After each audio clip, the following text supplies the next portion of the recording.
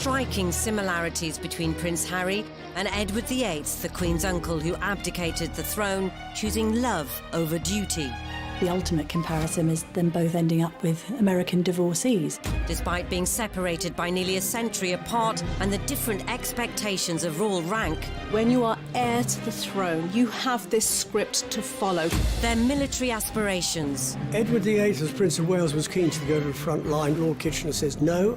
If they said no, you can't go front line, then I wouldn't drag my sorry ass through Sandhurst. choice of wife, Courtiers were very sniffy about an American divorcee coming in. Who does she think she is? the sibling rivalry, You ever have disagreements about things? Oh, yes. and eventual exile were all remarkably similar. He tried to have his cake, eat it, and then order another cake on top. As royal commentators dispel the myth of the monarchy, They ended up with the king doing the conga round the staterooms of Buckingham Palace. experts will break down key archive from crucial moments in royal history. It was a fairy tale created by the Grimm brothers. So prepare to discover what actually happens when blue blood runs red. What have you been doing in here all day? This is The Royals Revealed.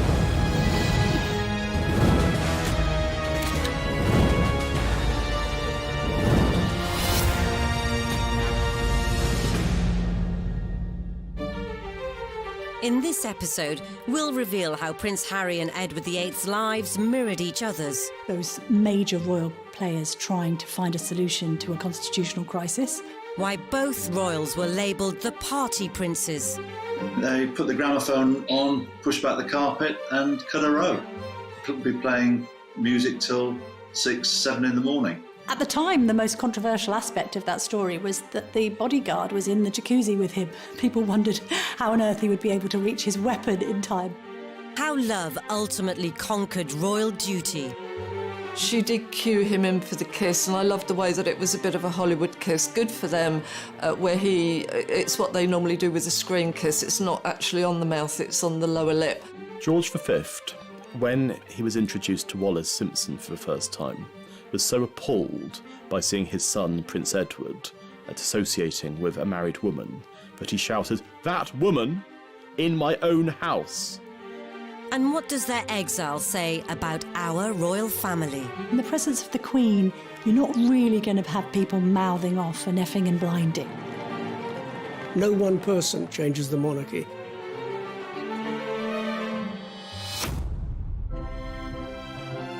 From the moment the two princes entered the royal realm, they were destined to experience persistent scrutiny from the world's media. Royal children have always been exposed to prying cameras, whether it's paparazzi or whether it's staff cameramen belonging to newspapers. We had that very famous photograph of Harry sticking his tongue out at photographers. Photographers are not always kosher. They egg on. For example, Harry only stuck his tongue out because the photographers were doing exactly the same. The uneasy relationship with the press continued into Harry's adolescence. Lots was written about Prince Harry's teenage years being that of a royal rebel. He was a playboy prince as far as the press was concerned. There was a bit of that. There was obviously the legendary cannabis smoking and Club H, which was Prince Harry's sort of social scene at Highgrove. And what we saw was Harry falling in and out of nightclubs, sometimes a little bit inebriated, on the odd occasion lashing out at paparazzi. All of these things are damaging perhaps to a certain extent for the monarchy, but actually, interestingly, endeared the public to Prince Harry because there was this sense that he was just a normal lad trying to let off steam. The same can be said of Edward, who, at the impressionable age of 16, became the Prince of Wales. Prince Edward was the golden boy of the royal family. He was probably the first royal pin-up. His face appeared on playing cards, on matchboxes, on tea towels. He was seen as the bright hope of the royal family. But the lofty title didn't prevent his own regal rambunctiousness. They put the gramophone on, pushed back the carpet and cut a row. Could be playing music till 6, 7 in the morning. Because the nickname that Edward had was Peter Pan, and certainly just as Peter Pan wanted to fly to Neverland, Edward wanted to escape Buckingham Palace, a place that he hated and always had bad association. I think with Edward, when you are heir to the throne, you have this script to follow. People practically tell you what to do in order to get there. That is your position in life that you're born to. It is inevitable, perhaps, that at some point you'll want to break loose, find your own voice. With Harry is the spare. He's like, my brother's got this.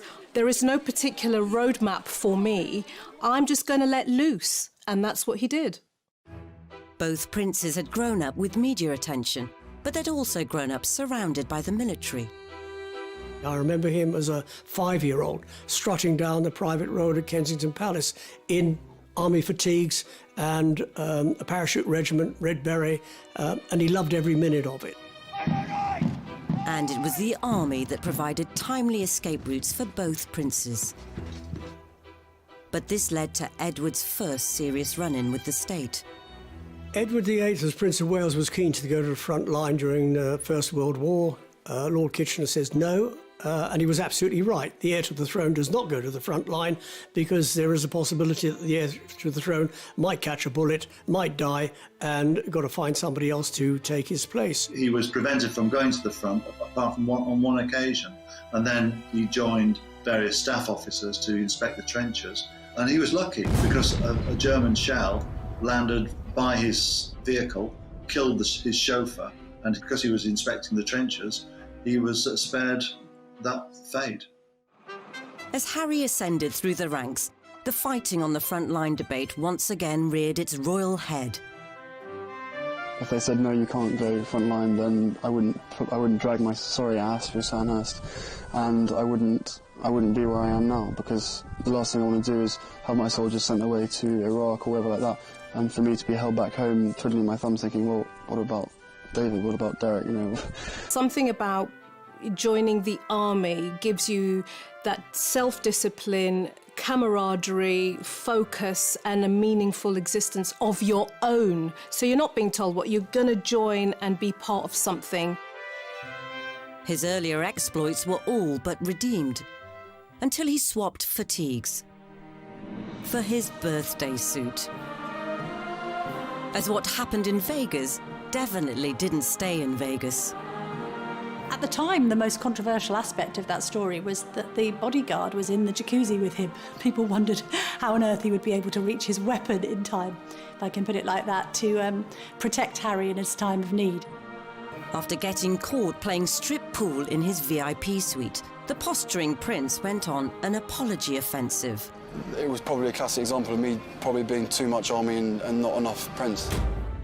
As they matured into their 30s, it would be time for both Edward and Harry to settle down, though their choice of partners would send the monarchy into turmoil.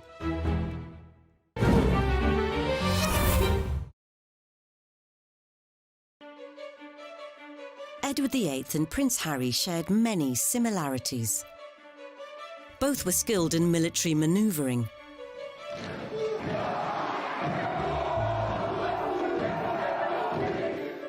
And both men had an eye for the ladies, although their tastes were very different. What's always been interesting about Harry is, although he's depicted as this playboy prince, he's always been very discerning in his choice of girlfriend. They've always been very bright, switched-on young women with career ambitions of their own. Chelsea Davy, who went on to study law at Leeds University and became a solicitor. Similarly with Cressida, a fledgling acting career under her belt, and hates the fact that people even mention that she was Prince Harry's girlfriend, because she's much more than that.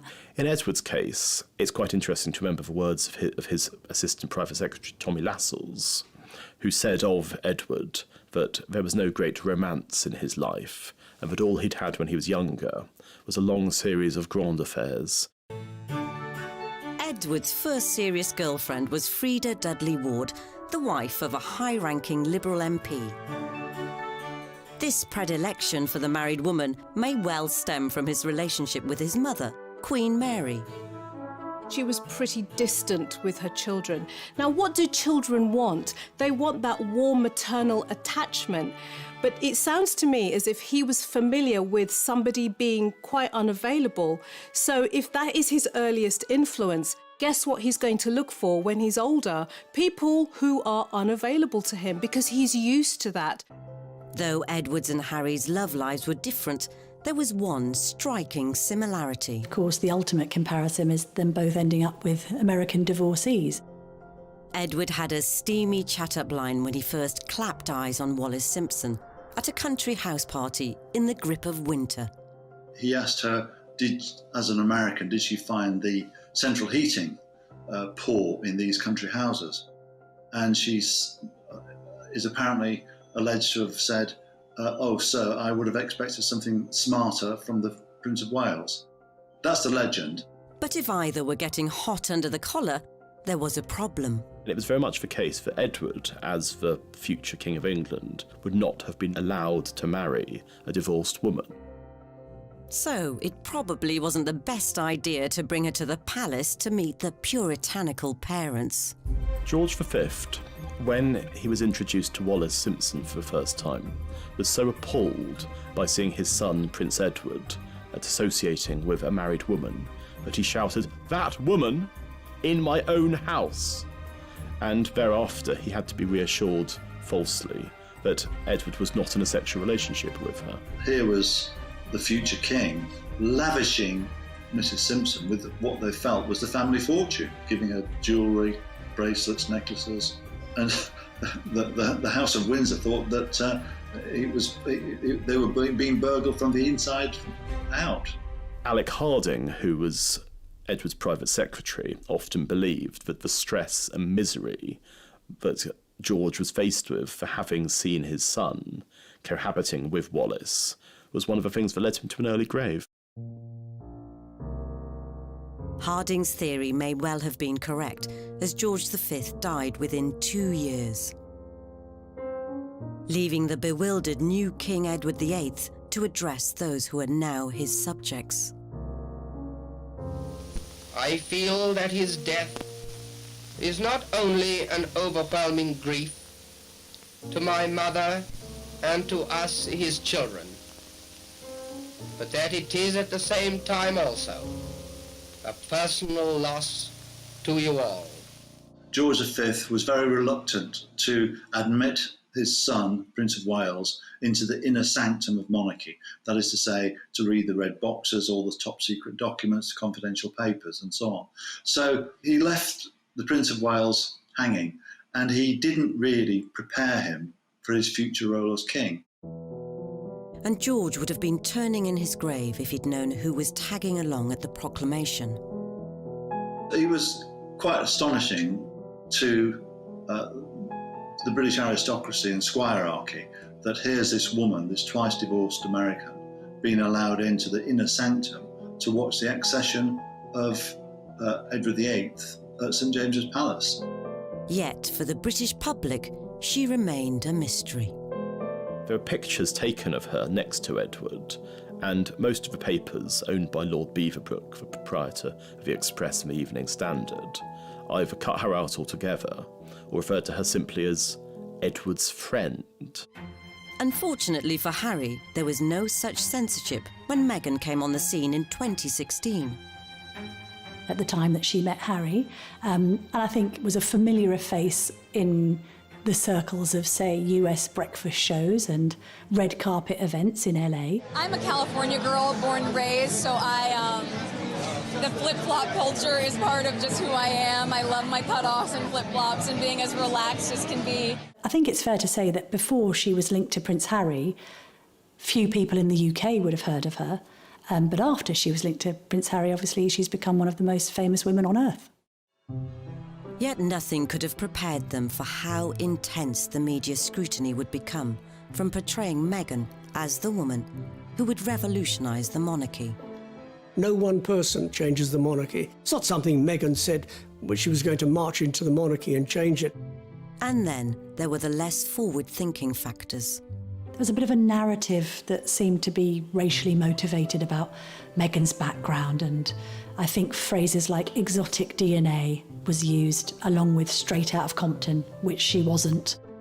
Harry wasted no time in trying to set some ground rules with a statement encouraging a ceasefire to the media bombardment.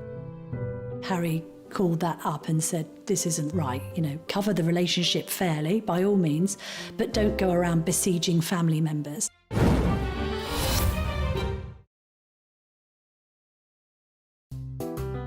As the prince protected his partner, 80 years earlier, the new king managed to get away to the Dalmatian coast with his. In the summer of 1936, they took a cruise on a boat called the Narlin, which travelled throughout Europe. And there are pictures of the American media with fairly straightforward headlines about the king and his mistress. And none of this made it into the British papers at all.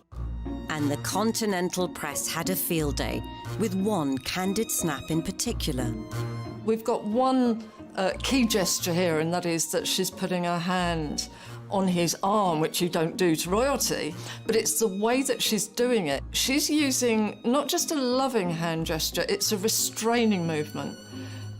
It's all about power and control. It's quasi-parental. She's put her hand on his arm with the fingers straight, and it's a kind of a stop, restrain, control movement. Not just control over him.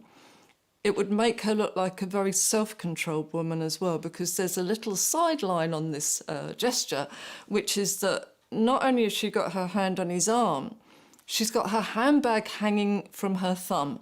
Now, that would only be somebody that was completely confident, completely in control and knew what they were doing. It's not something many people could pull off. The press took that as a signal to talk about the relationship with Wallis. And it came as a complete shock to the British population. The press were duly dispatched to Wallis's residence, which was enough to send her fleeing to France, so the couple began writing to one another. Wallis used a word called enum, which she used in her letters to Edward, and enum essentially meant frightened and scared. And in one letter that she wrote Edward, she said, "When the two of us are together, I feel that we can just about bluff it out, but when I'm on my own, I feel terrified and I feel inadequate." As the furore grew back in Britain, news crews set about canvassing public opinion. King, he should marry who he loves. He's been a good chap to the working class.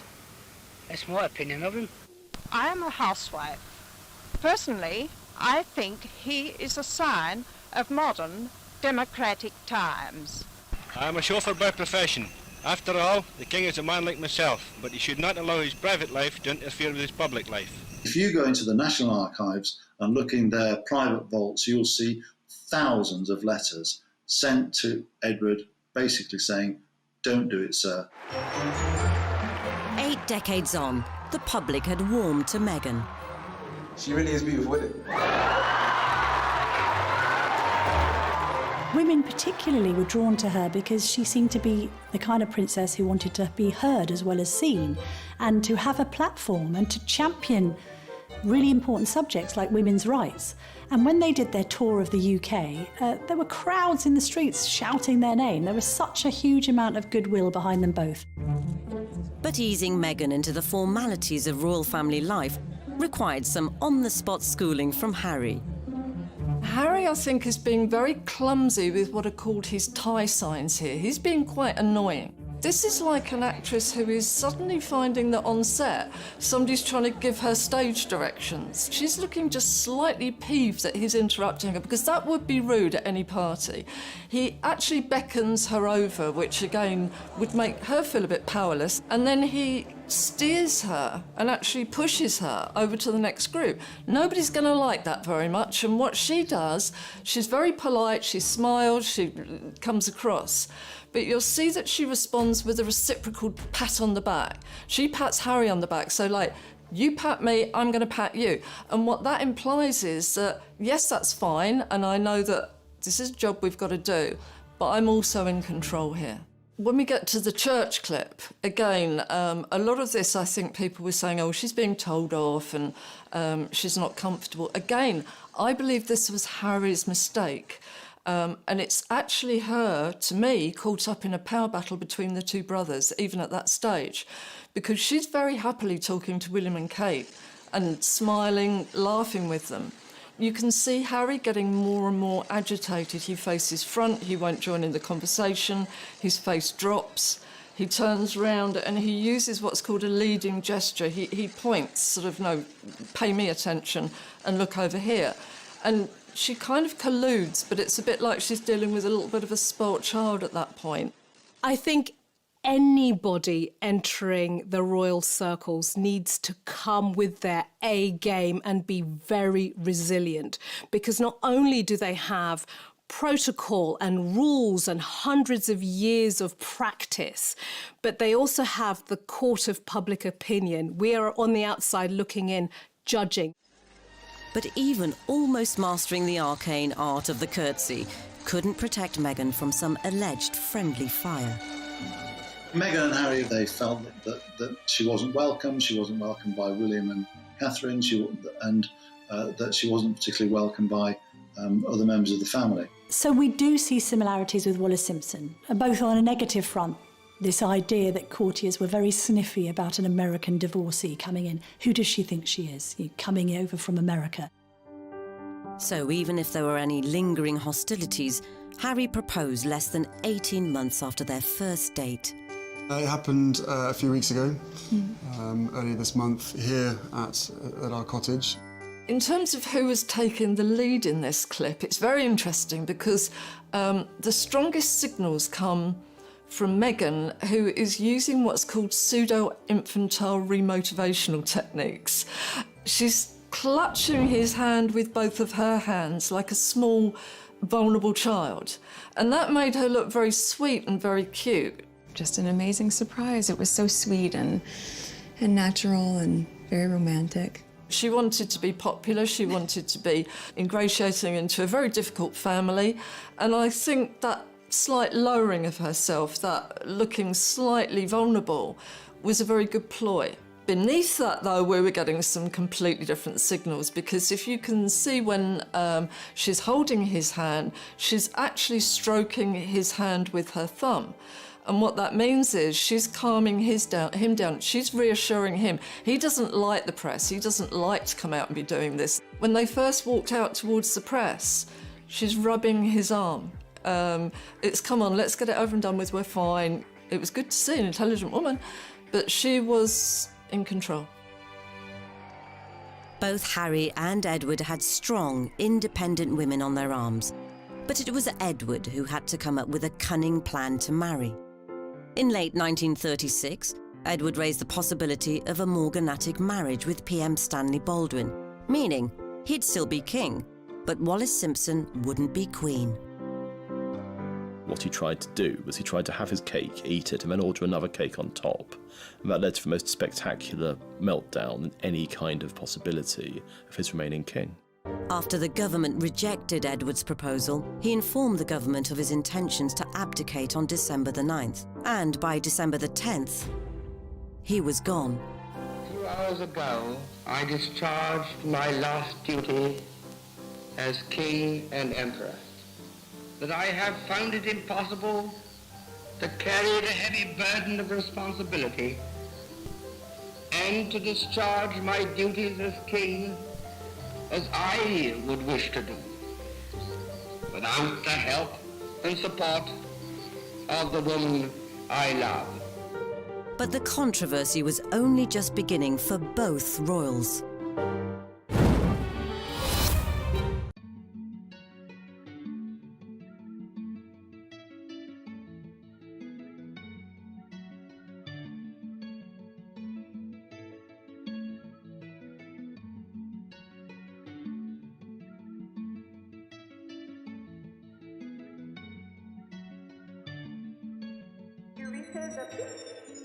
Oh my God.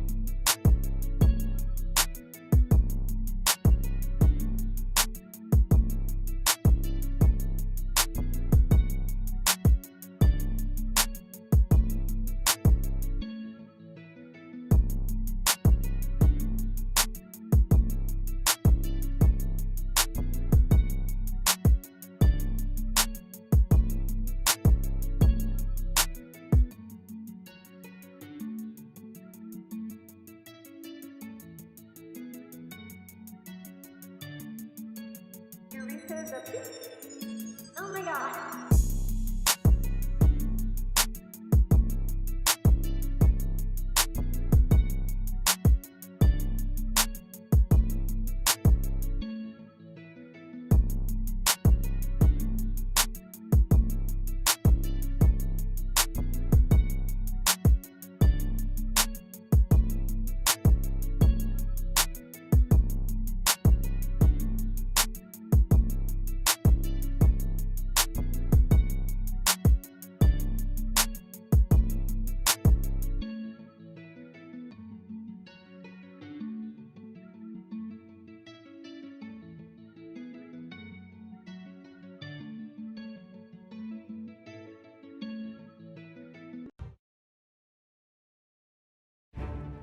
Wallis Simpson and Meghan Markle both had a rocky start to life as royal consorts. One resorted to hiding out in a remote castle, whilst the other valiantly tried to continue life as normal, or at least normal for a TV actress, as they both fought adversity on the way to the altar. British women hated her. She got hate mail by the bagful, and she even had a stalker who went down to the south of France where she was hiding out, intent on killing her. It seemed the knives were out for Meghan too. There was a bit of a narrative around some of the demands that the couple had made.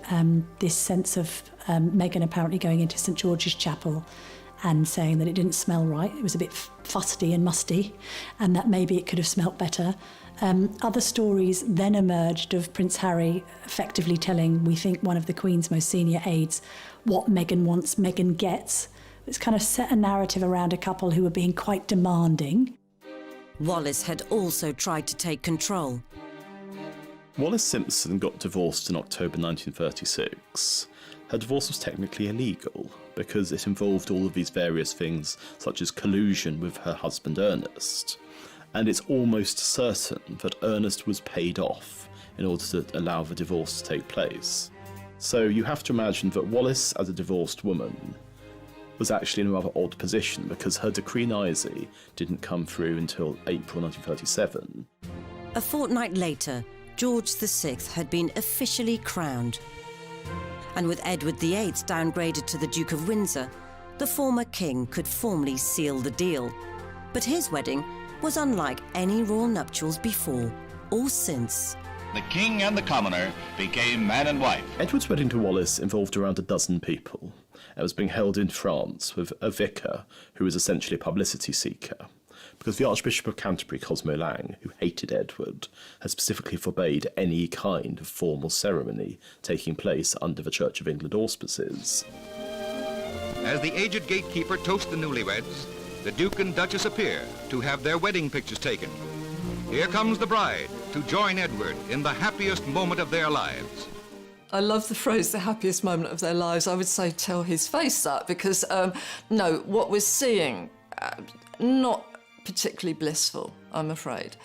They present, they stand there very nicely, they smile from the cameras, but again, Edward uses this Windsor male habit of anxiety rituals, and you can see him with the tie, and even more tellingly, when he's facing the cameras, you can see the muscle working away on the side of his cheek. So he was tense and impatient.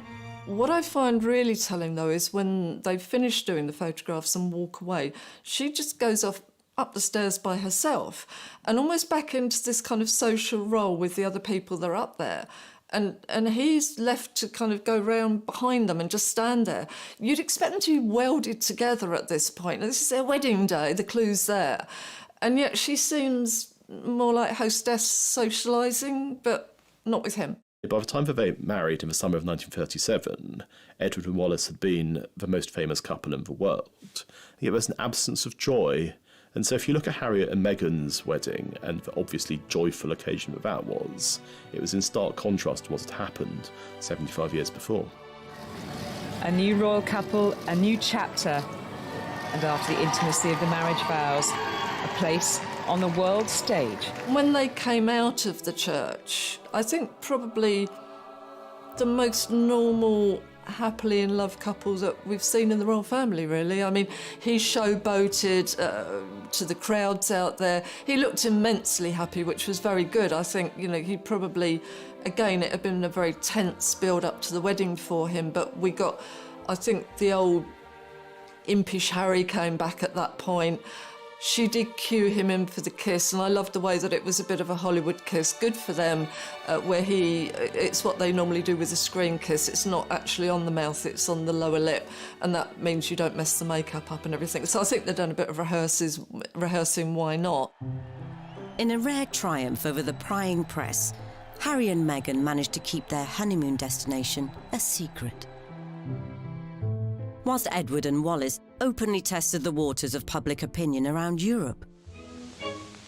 As the European honeymoon of the American-born Duchess and her royal-born bridegroom draws to a close, they still occupy the center of the stage as the King and Queen of Hearts. Despite the Sussexes' huge popularity all over the world, some areas of the media continued to plague them. Even news they were expecting was seen as fair game for critique. There was so much criticism about Meghan and the way that she kept cradling and holding her baby bum, and I don't know, some people in the press, it's almost like, oh, she's overdoing it and showing it off. So what? No. I think the big problem was that people didn't get that for years and years and years, particularly in the royal family, it was almost seen as a bit obscene when they were pregnant, so they'd end up wearing a bell tent dress, and then suddenly we got a very liberated woman who would wear whatever she wanted to wear, even if it was quite a tight dress, a revealing dress, and constantly cradling the bum. And I would say good for her. She was so clearly in love with her baby bump, which is natural. The trouble is the media seem to have taken offence at this and gone at her quite negatively and made it out that she was doing something unnatural, abnormal, and almost to the point of heinous. And she wasn't. Lots of mothers do that every day, but they're not in the public eye. And I think for Meghan, it may have been another attempt to other her, put her in a different box. Have you seen the way she's behaving? It's not quite the done thing, although there are loads of examples of Kate doing exactly the same thing. Even the decision to not replicate Harry's own newborn on the hospital steps shot was the subject of scorn. Births, deaths and christenings and weddings have always attracted media attention. The media want them. If they didn't let them in, there'd be a tremendous furore, as we saw with the christening of Archie. Harry and Meghan, they didn't want photographers, and there was a lot of adverse press against them. So, you know, it's a catch-22, isn't it? Damned if you do, damned if you don't. Eventually, enough was enough. And in October 2019, the Sussexes released another statement admonishing foul play. The second press statement was effectively suggesting that there was a vendetta or a campaign against Meghan, and that the media wasn't motivated by the right incentives when covering the Sussexes. That's then taking the coverage extremely personally and suggesting that you are being treated unfavourably, for instance in the case of Meghan against Kate. Again, there's a short memory syndrome going on, because back in the day when Kate was on the scene, she was being called Weighty Katie. Her and Pippa Middleton, her sister, were called the Wisterias because they were fragrant with a ferocious ability to climb. Short memory or not, Harry and Meghan were on the offensive, and they seemed to be handling it personally. Some of the wording of the second press statement was a bit jumbled and a bit confused. It was also laced with Americanisms, and therefore looked as if it was being written by Meghan directly. And when you've already got a narrative of Meghan driving a wedge and Harry being somewhat under the thumb, that only serves to confirm that theory. Regardless of whether Harry may have been wrapped around Meghan's finger, a couple of months later, everything unravelled. The Duke and Duchess of Sussex have announced that they are carving out what they call a new role for themselves. As like his great-great-uncle before him, Harry chose love over duty. I don't believe for a moment Harry forgot his purpose. I think Meghan suddenly found herself in a goldfish bowl that she didn't want to be in. When it was all kicking off, the Royals did what any family would do. They held a meeting. The summit involved the Queen, Prince Charles, the Duke of Cambridge and Prince Harry.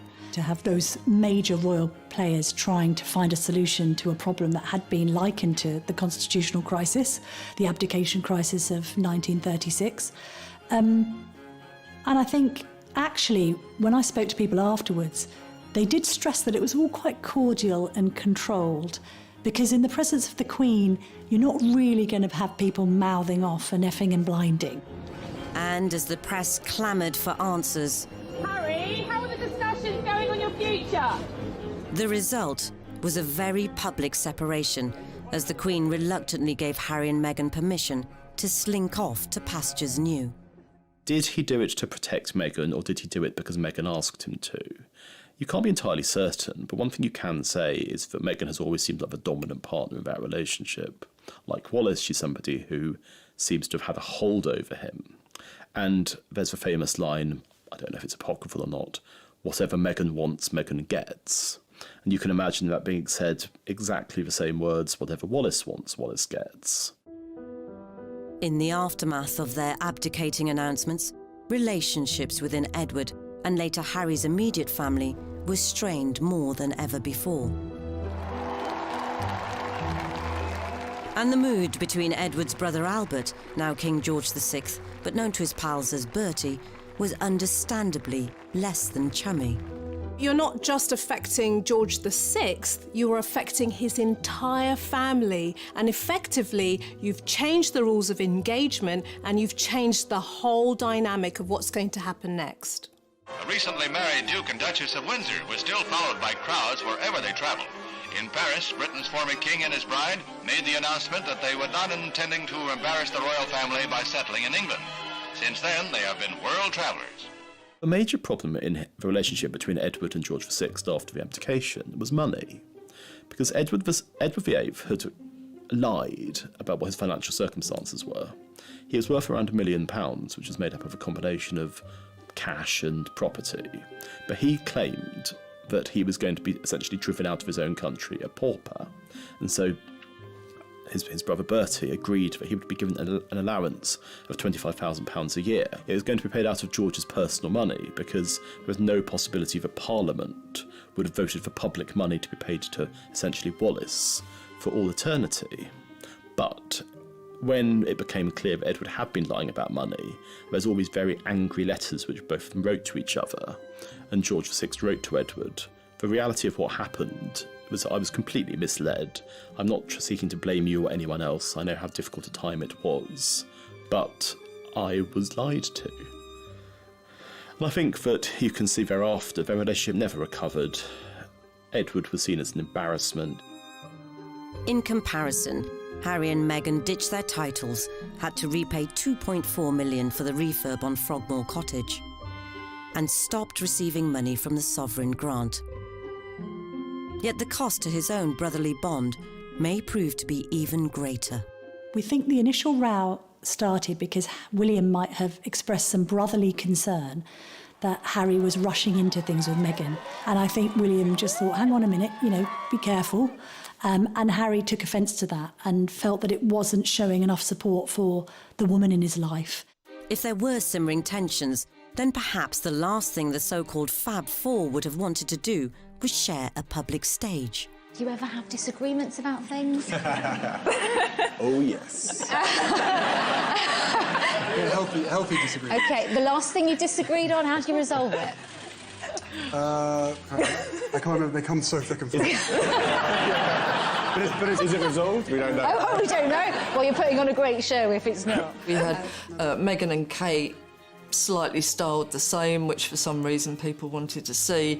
Yeah, we got the two brothers, best mates, and it was all going to be lovely, and obviously they'd got on really well and they were going to work together for charity, and then it just literally unpicked in front of our eyes on stage. We've got, four different personalities, and every time that Harry spoke, you can see William and Kate, their eyes go down, their faces drop slightly. It looked like there maybe wasn't as much agreement going on there, and that maybe a little bit of limelight might have been stolen. And then comes the killer question about disagreements, and instantly William, and this is not like William. William, you know, tends to be a bit formal. Oh, yes, from the other end. Now, the two women then use masking techniques, which is that they both put their hair over their face so that we can't see, but obviously the bodies are shaking with laughter. But that, not a good look, because I think that let us know that actually this has been, there's been a lot of problems backstage. William and Bertie may have struggled with their sibling separations, but Edward had an even greater insult in store.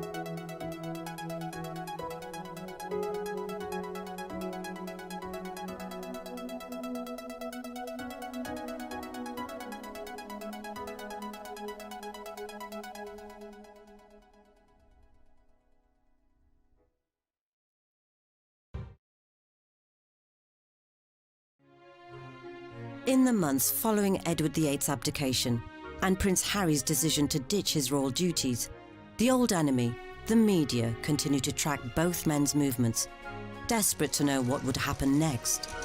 The media have made much of Harry and Meghan stepping down from royal duties and coined the phrase Megxit.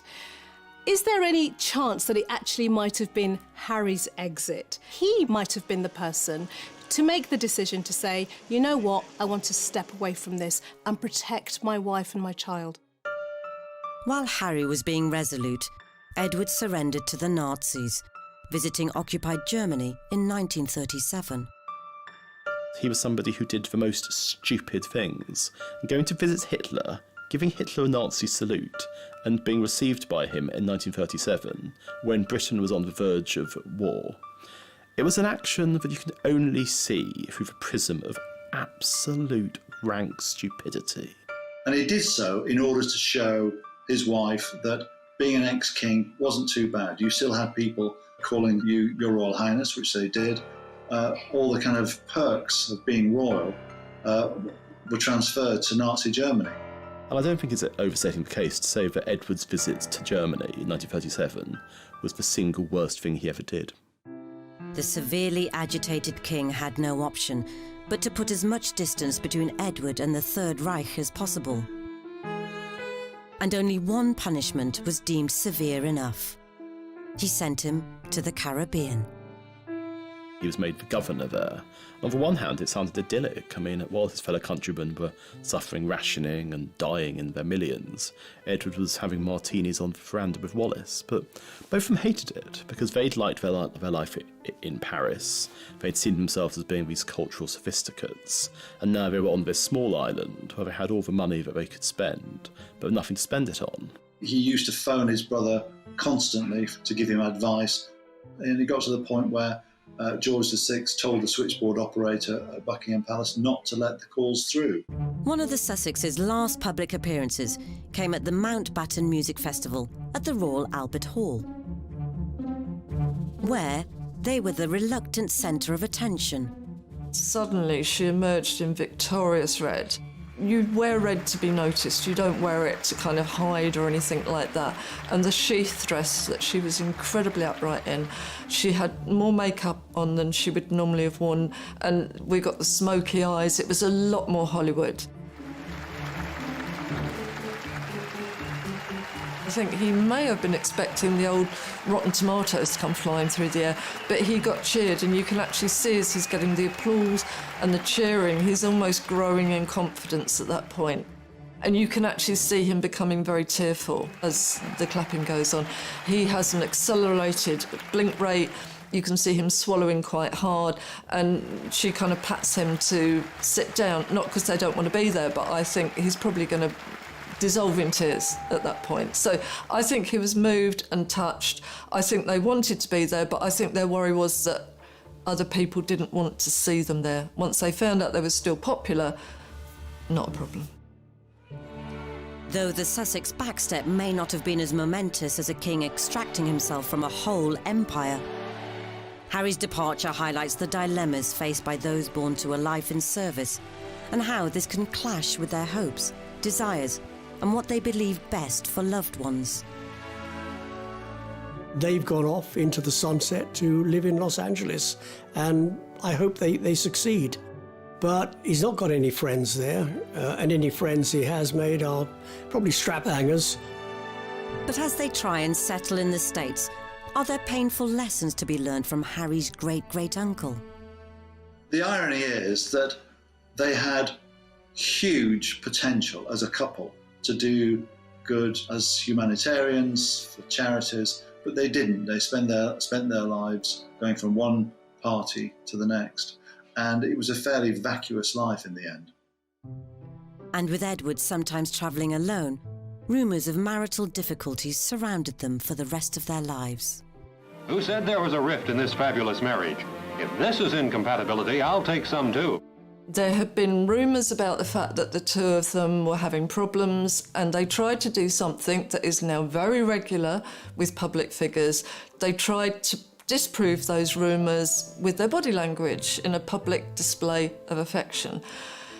It's gruesome to watch. It's like a baby rejecting food, the turning of the head. And then it gets worse because, he's not going to let her go, and she pulls her head away. You can see her arching her back. It actually looks as though she's kind of repelled by him. It's awful, absolutely awful. As Harry and Meghan pursue a progressive new role, only time will tell how much or how little we will continue to see of them. I think that the major difference between Harry and Meghan and Edward and Wallis is that Harry has been somebody who's much more attuned to popular feeling than Edward ever was. I know that some people in Britain are glad to see the back of them because they don't think they've behaved well, but there are others who thought, fair play, you're prioritising your immediate family and you want to do things differently and you want to make some money, go and do it. I see their mission far more rewarding, ultimately, than that of Edward and Mrs. Simpson. Whatever their future holds, one thing is clear. If Harry is to ensure he won't end up languishing in another country like Edward did, he must find a new sense of purpose and maybe, just maybe, tone down his vitriol against the press if one day they return to frontline royal life.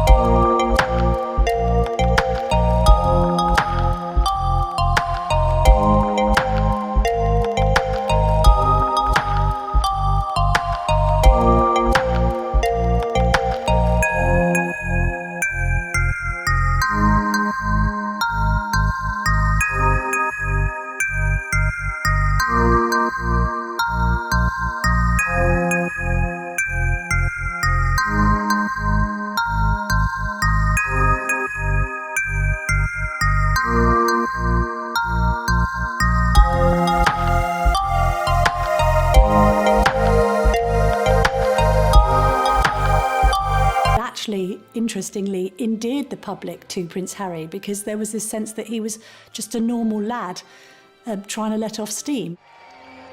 The same can be said of Edward, who, at the impressionable age of 16, became the Prince of Wales. Prince Edward was the golden boy of the royal family. He was probably the first royal pin-up. His face appeared on playing cards, on matchboxes, on tea towels. He was seen as the bright hope of the royal family. But the lofty title didn't prevent his own regal rambunctiousness. They put the gramophone on, pushed back the carpet and cut a row. Couldn't be playing music till 6, 7 in the morning. Because the nickname that Edward had was Peter Pan, and certainly just as Peter Pan wanted to fly to Neverland, Edward wanted to escape Buckingham Palace, a place that he hated and always had bad association. I think